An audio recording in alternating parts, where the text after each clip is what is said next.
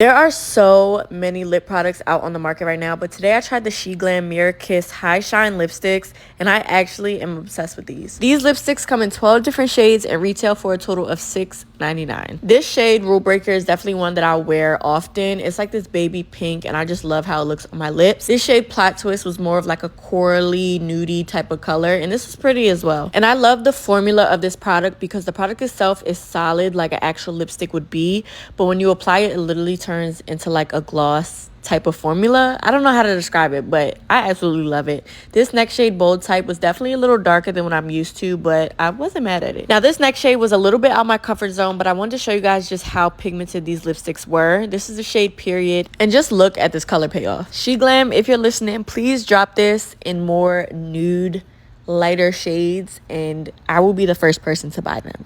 They will be in my cart immediately. Now onto the last shade I'm going to swatch. This is Own Your Shine, and it is this sparkly, clearish, nudish lipstick.